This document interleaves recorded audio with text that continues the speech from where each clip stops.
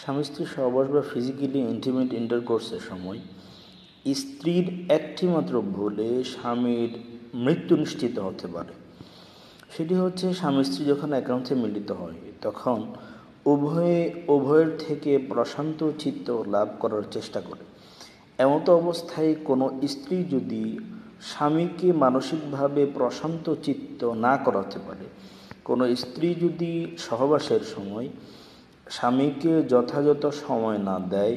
এবং অন্যমনস্ক থাকে, স্বামীর প্রতি যদি তার কোনো আকর্ষণ না থাকে এবং স্বামীকে যদি সে সন্তুষ্ট না করে, তো এই স্ত্রীর একটি ভুলের কারণে স্বামী যখন মানসিকভাবে প্রশান্ত চিত্ত লাভ করতে পারবে না, তখন অনেক ক্ষেত্রে দেখা যায় স্বামীর মানসিক চাপের কারণে, অর্থাৎ শাহওয়াত প্রবণ থাকার কারণে এবং তার কামনা বাসনা চরিতার্থ না করতে পেরে অনেক স্বামী আত্মহত্যা বা সুইসাইডের পথ পর্যন্ত বেছে নেয়। এজন্য আমাদের দিনী বোনদেরকে এদিকে সতর্ক দৃষ্টি রাখা উচিত। স্বামী স্ত্রী মেলামেশা বা ফিজিক্যালি ইন্টারকোর্সের সময় অবশ্যই নিজে কষ্ট হলেও